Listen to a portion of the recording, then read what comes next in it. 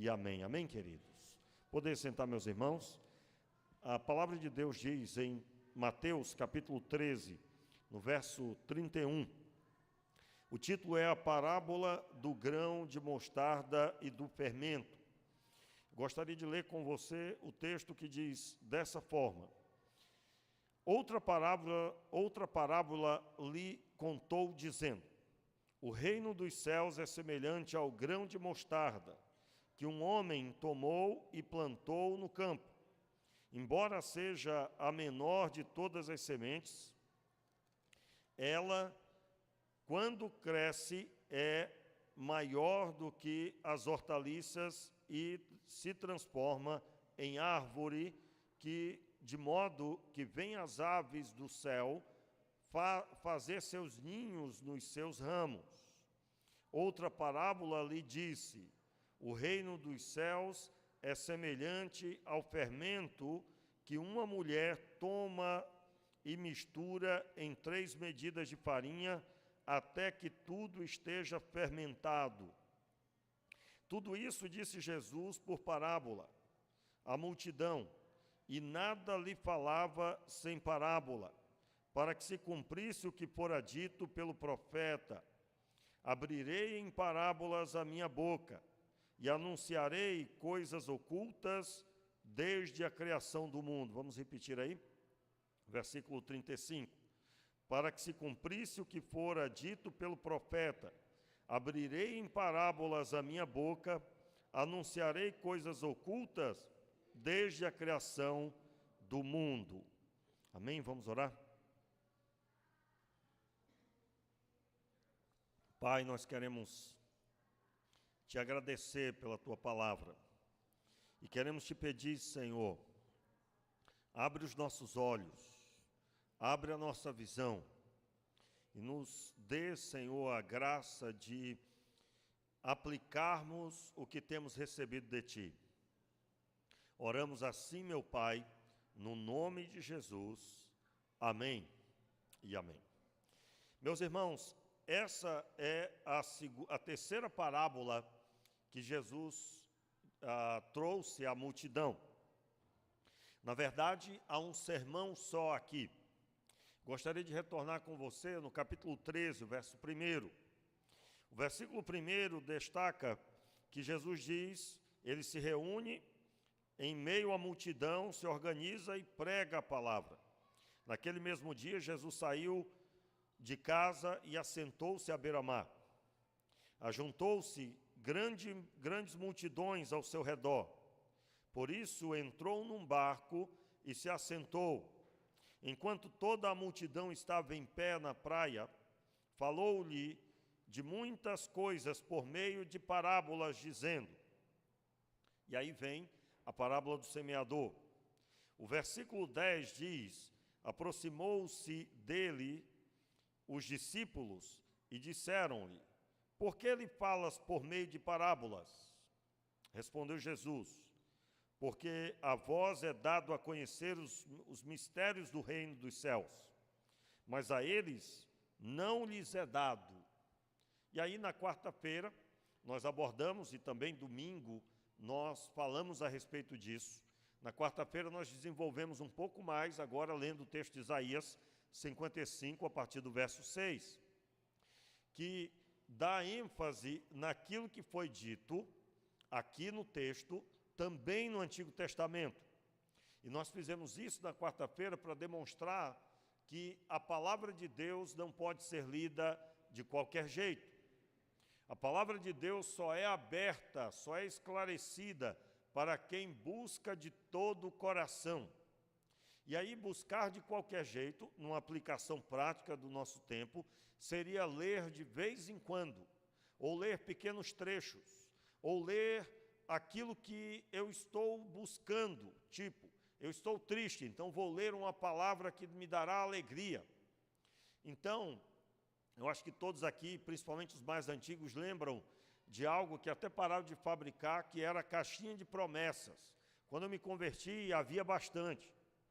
Não foi para frente, certamente, porque não houve apoio, não vendeu, né? Certamente. O que era a caixinha de promessas? Você vai lá, pega um versículo, e sempre um versículo motivacional. E aí você imagina, a pessoa cheia de pecados, ela ouvindo. Ela pega um texto que diz, se você crer, você receberá. Imagina isso, né? Imagine você, a pessoa em meio, colhendo frutos dos seus pecados, coisas que ela mesma se embaralhou ali, de repente ela lendo uma palavra que vai dizer a ela que ela vai ser abençoada por Deus. Assim era a caixinha de promessas. Pegava-se os principais textos que prometiam bênção sem medida e colocava-se ali em formato de cartões. Como eu disse, essa prática não foi para frente. O que é que nós recebemos da Escritura como orientação para nós? Eu preciso entender a mensagem de Jesus. E eu estou aqui diante de um episódio assim. Jesus estava diante de uma multidão, ele prega a multidão, mas ele prega de forma que a multidão não entenderia.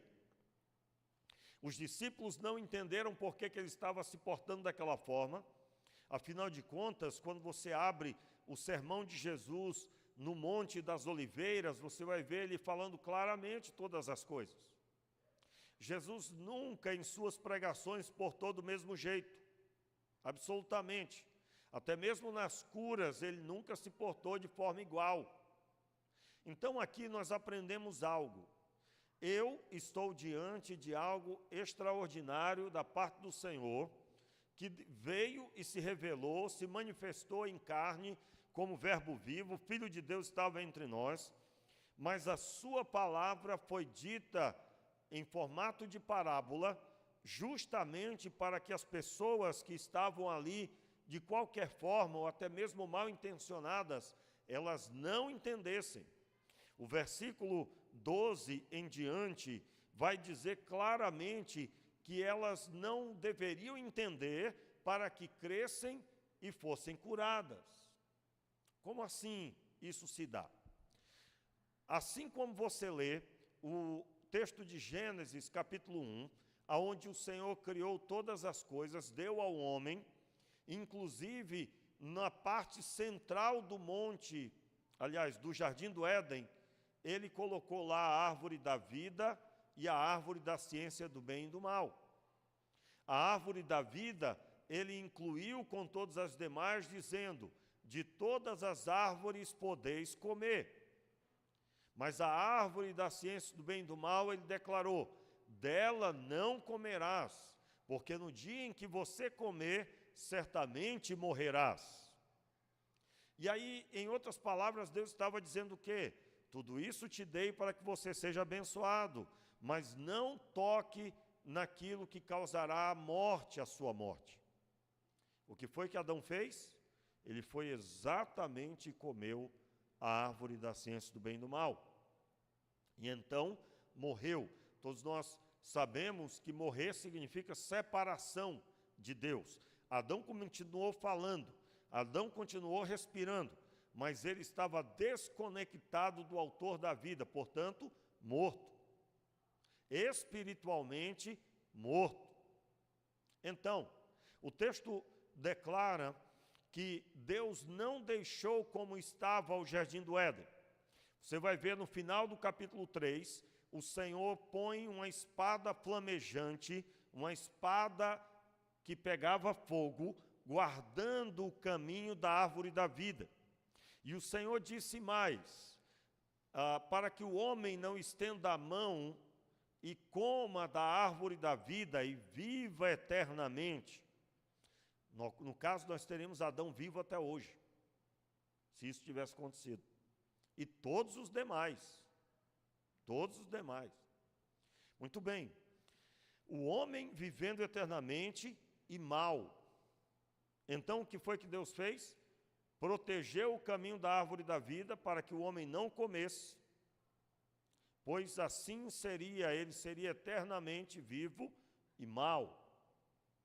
E não só fez isso, mas os retirou do ambiente do Éden. Nós costumamos dizer que quando você aceita Jesus como Senhor e Salvador, você é restaurado ao jardim do Éden. Por quê? Porque da mesma forma que Deus estava garantindo o suprimento, e a sua presença estava com Adão e Eva, em Cristo Jesus nós temos a garantia de que vamos vencer, ainda que no mundo tenhamos aflições. E temos também sua presença, aliás, ele vem morar no nosso coração por meio do Espírito Santo. Muito bem, então eu estou observando isso para mais uma vez levantar o assunto que não é de hoje que o Senhor se posiciona para com os homens de forma diferenciada. Conforme o coração o Senhor se porta. E Ele não dá a quem não crê algo. Ele não recebe quem não entendeu sua mensagem como se fosse algo que está aberto a todos. Eu já ouvi uma pessoa dizendo assim, olha, todos os caminhos levam a Deus. E é claro, eu precisaria explicar um pouco mais, mas basicamente era isso que a pessoa estava dizendo. Em outras palavras, não importa o que você faça, no final o Senhor Deus te receberá. Meus irmãos, não é isso que a Escritura diz. Absolutamente. A sua caminhada precisa estar debaixo da aprovação de Deus. E aí, como você já sabe, por isso Jesus veio, por isso ele caminhou 3 anos e meio, por isso ele foi visto. Você vai perceber, no primeiro ano do ministério de Jesus, ele não queria que os outros divulgassem sua conduta, seu trabalho. Mas no segundo e no terceiro, foi ampla a divulgação, tanto é que acabamos de ler um texto que não diz assim, e uma grande multidão veio, mas as multidões, o texto dá a entender que era muita gente de todo lugar. Eu me lembro quando, uma das vezes que eu estava estudando esse texto, aí a explicação por que Jesus foi ficar no barco. A explicação é que somente assim ele seria ouvido por tão grande número de pessoas. Diferente do que você conhece, o mar de Tiberíades não tem ondas. Não tem ondas, absolutamente. É absolutamente tranquilo. E ele no barco, com a ajuda da acústica que a água traz, a sua voz foi ouvida por toda a multidão com bastante ênfase. Eu acredito que você já deve ter visto o mar de Tiberíades em algum momento. E se não viu, aconselho, você coloca lá em algum lugar lá na internet, você vai encontrar mar de Tiberíades. Você vai perceber que é um grande açude, não tem ondas, absolutamente calmo. Então, quando nós observamos isso, notamos que Jesus não estava dificultando eles ouvirem. Pelo contrário, ele pregou de forma adequada. Por que o púlpito é um pouco mais alto? Claro que historicamente tem um significado, mas a grande ênfase, o púlpito ser um pouco mais alto, é para que todas as pessoas possam ver. Mais ou menos isso que Jesus fez naquele momento. Ele escolheu o melhor lugar, porém, para proferir uma palavra que não era para todos entenderem. E aqui eu chamo sua atenção. Não pense que Deus se submeterá à sua preguiça. Forte, né?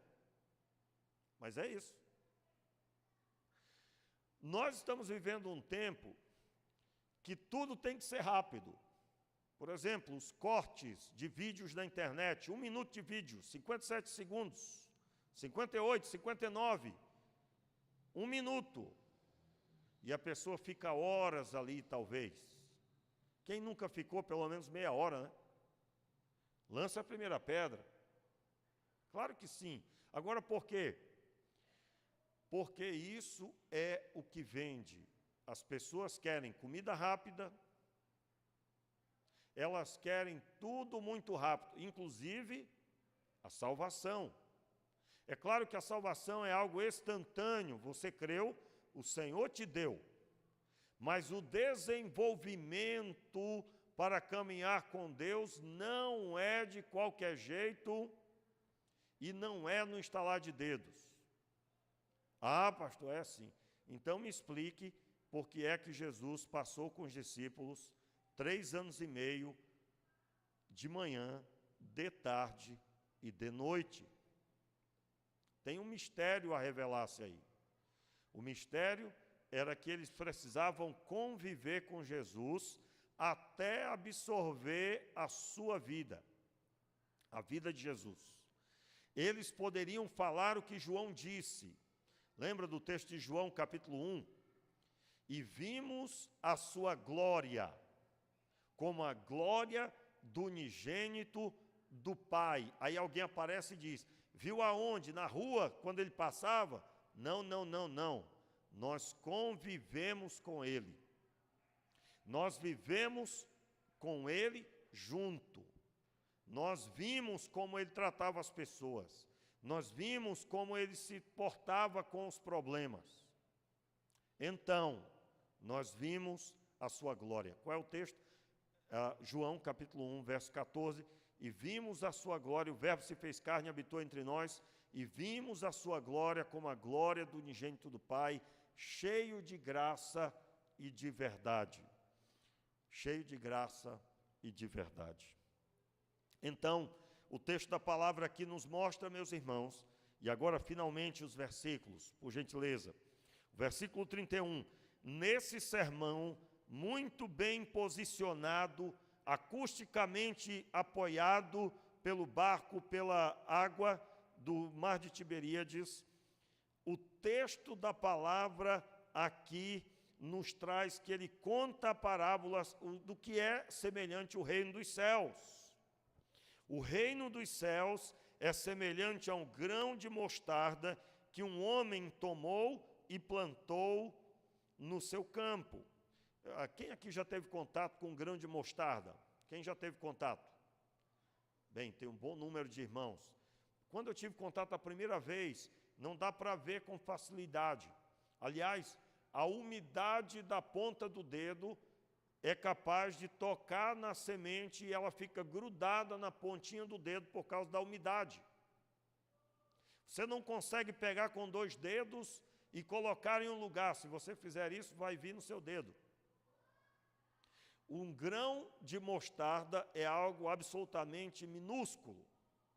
Mas o próprio Jesus disse, olha, quando ele é plantado no campo e ele cresce, se torna a maior das hortaliças. E aqui no texto de Mateus ele chama, se faz uma árvore. E o que acontece com ela?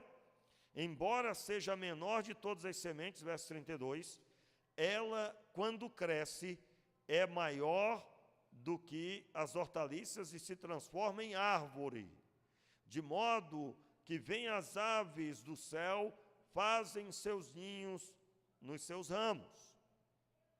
Muito bem, qual a aplicação disso para entendermos o que Jesus estava dizendo? Jesus passou o tempo que ele passou com 12 discípulos, um se perdeu. O texto da palavra diz que estes homens, que eram um pequeno número, em meio à multidão, se tornaram centenas e milhares. No primeiro século, havia pelo menos 100.000 convertidos. Na linguagem de hoje, da numeração de hoje, parece ser pouco. Mas eu quero só lembrar a você um detalhe. A maior cidade, a metrópole da época de Jesus, era Corinto. E ela tinha somente 170.000 habitantes. O mundo que nós conhecemos hoje, com quase 8 bilhões de pessoas, já beirando 8 bilhões de pessoas, não era o mundo daquela época. Se você estudar a cidade de Corinto, ela se assemelha a São Paulo hoje, dado ao seu potencial financeiro, porque é uma cidade portuária que por ali passava a rota do comércio. Então, era uma cidade com grande capacidade financeira. Por isso, talvez, era tão abarrotada de multidão, tão cheia de gente. 170.000 pessoas. Era a maior cidade na época de Jesus. na época de Paulo também, que não é muito distante, logo em seguida. Então, quando nós falamos 100 mil pessoas convertidas, nós estamos falando de um número extraordinário que se faz árvore. Era uma pequena semente, uma outra aplicação na vida do crente. A palavra de Deus é plantada porque o seu coração é a terra, a semente é a palavra de Deus, e quando ela é plantada, a obra de Deus começa na sua vida, tende a crescer, e aqui vem a minha ênfase da pregação. O reino de Deus está na sua vida. O reino de Deus foi plantado no seu coração. Ele cresceu. Se ele cresceu, ele pode ser visto pelos homens. Quando você aceitou a Jesus como Senhor e Salvador, talvez ninguém percebeu. Mas com o tempo, o fluir da presença do Senhor, o poder da palavra fluindo na sua vida, e no decorrer desse tempo, o crescimento das coisas do Senhor geraram quais características? Em outras palavras, o Senhor entra na nossa vida, Ele agora vai refazer todas as coisas. Ele vai trazer um novo palavreado, porque agora você não profere mais as palavras como antes. E aí nós estamos falando da maledicência. Você não é mais maledicente, mas uma pessoa que crê, uma pessoa que não tenta fazer nada, mas crê que Deus é com você e você vai realizar muito. Esse palavreado, se você quiser perceber uma pessoa que ela não tem certeza das coisas, ela vive dizendo, eu vou tentar fazer, eu vou tentar ler, eu vou tentar ir à igreja, eu vou tentar amanhã ir animado para o trabalho. Quem tenta não tem certeza. Por isso que o diabo tenta, porque ele não tem certeza. Não há esse termo utilizado para os homens de Deus na Bíblia e na história dos homens de Deus. Nenhum deles tentou nada, mas no poder do Espírito caminharam de acordo com a vontade do Senhor. Portanto, o reino de Deus, quando entrou na sua vida, você talvez não sabia o que fazer com a experiência. Mas no decorrer do tempo, o reino de Deus vai se expandindo. Você que antes precisava de oração, agora você ora pelas pessoas. Você antes que precisava que alguém pegasse na sua mão, agora você está à procura de ajudar as pessoas e pegar na mão delas para auxiliar. Um dia uma pessoa me perguntou o que é o discipulado. E eu expliquei, o discipulado é ajudar alguém a caminhar com Jesus. Meus irmãos, pessoas que receberam o reino precisam ter capacidade em si mesmas para que os ninhos possam se aninhar, possam ser construídos, para que as aves, aliás, possam se aninhar. O texto diz que a árvore, que a pequena semente se torna hortaliça e uma grande árvore se transforma, ela se transforma em grande árvore, de modo que vêm as aves dos céus para fazer ninhos nos seus ramos. Se você ler esse mesmo texto em Lucas, você vai ouvir Lucas dizendo, então faz-se sombra para as aves se aninharem. Você tem feito sombra, você tem promovido o ambiente para as pessoas estarem aptas para descansar. Eu me recordo quantas vezes eu já acompanhei e recebi pessoas muito preocupadas, extremamente angustiadas, extremamente ansiosas. Eu me recordo de uma pessoa, não era da igreja, mas ouviu falar que eu recebia e aconselhava, e então perguntou se eu poderia aconselhá-la. E eu digo, é claro. A pessoa estava já há alguns anos indo a um psicólogo, uma psicóloga, aliás, que atendia ela aqui dentro do condomínio. Uma pessoa que tinha uma certa grande fama, clientela, né? E ela soube, conseguiu contato com uma pessoa, ficou sendo atendida, já estava com o 2º ano. Eu me recordo que com apenas 3 encontros, todos os problemas daquela pessoa sumiram. Eram problemas da alma. Todos eles sumiram. Eu até brinquei no final, tivesse vindo 2 anos antes, não é? Pastor é arrogante. Não, irmãos, eu sou convicto de que não sou eu, mas o Deus Criador do homem, Ele sabe aonde corrigir. Eu nunca esqueci uma história que meu pai contou. Meu pai se aposentou como diretor de transporte dos Correios do estado do Acre, da capital, de Rio Branco. E ele se aposentou, entrou como motorista, né, e foi galgando até que conseguiu fazer as provas e passou e se aposentou ali. Então ele tinha acesso, ele que mandava corrigir os carros, consertar os carros e monitorava o conserto dos carros. E tinha um determinado veículo que nenhum mecânico, nem na concessionária, aliás, os carros do Correio só iam para a concessionária nesse tempo, e nenhum deles conseguiu resolver, nenhum dos mecânicos daquela concessionária conseguiu resolver. E ele pediu permissão por escrito e conseguiu que o Correio liberasse para uma oficina à parte, para uma pessoa que ele conhecia desde muito tempo. E ele disse que quando chegou lá com o carro, o mecânico disse, liga o carro. Ligou, ele pediu silêncio e ficou um tempo ouvindo o barulho do motor. Chamou os ajudantes, os assessores ali dele, e disse, olha, desmonta o motor e vai em tal lugar assim, tal peça está com defeito.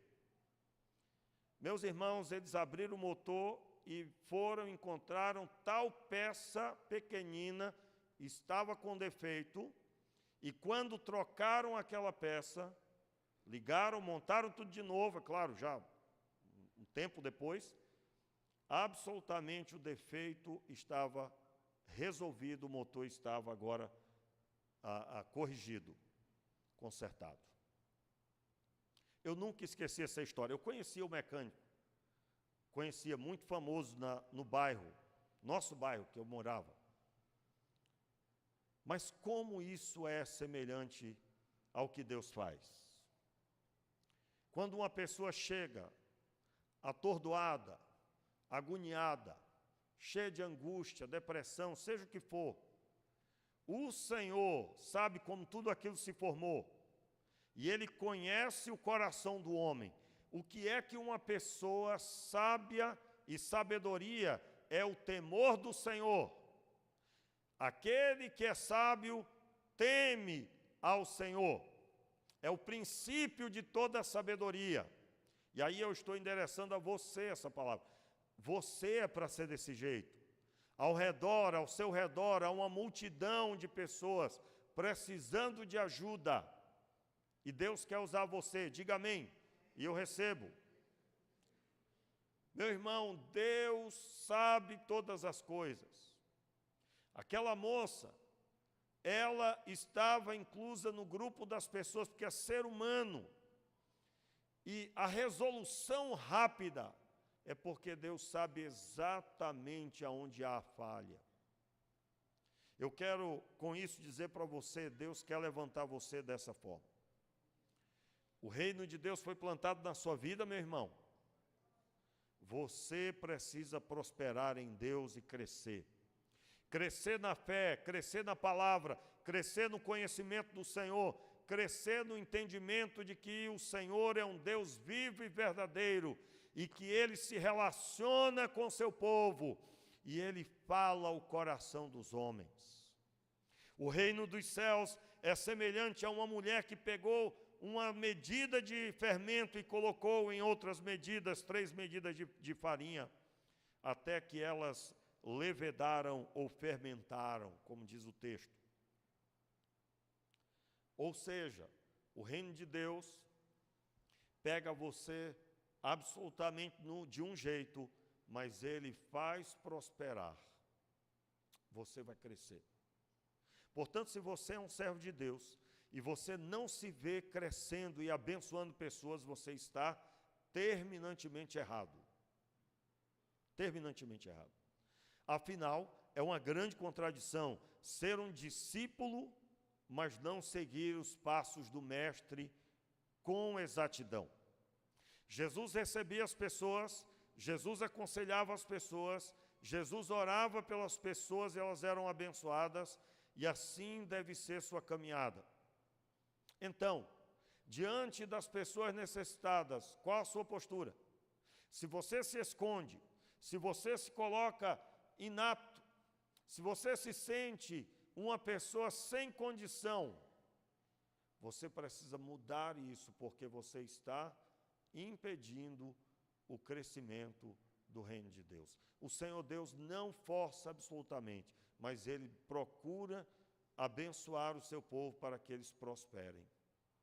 Então, você precisa mudar a sua conduta. Olhe para Jesus, você está semelhante, parecido, você tem adquirido crescimento. Se não, meu irmão, você precisa mudar a sua conduta urgentemente. Urgentemente. Um dia me perguntaram, pastor, como é que eu faço para ouvir a voz de Deus? Meu irmão, você precisa ir resolvendo o seu coração. Você é uma pessoa que tem dificuldade de perdoar, resolva isso. Você é uma pessoa que tem dificuldade de se relacionar, resolva isso. Pastor, como é que resolve? Você pode ler livros a respeito, você pode jejuar e orar por isso, você pode pedir a Deus que Ele ilumine você, e Ele vai iluminar você exatamente naquilo que você precisa. Eu quero orar por você nessa hora. Fique de pé no seu lugar. E eu quero orar principalmente por aqueles que não estão conseguindo prosperar na vida espiritual. O Senhor Deus te salvou para que você seja instrumento para a salvação de outros. O Senhor Deus te abençoou para que você tenha capacidade de alguém que recebia.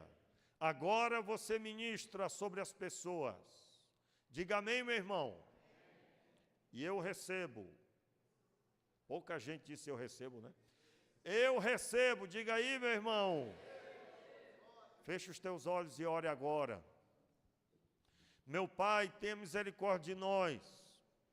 E nós oramos agora pedindo o poder do Senhor, enchendo o nosso coração de anseio de crescer no conhecimento da Tua palavra.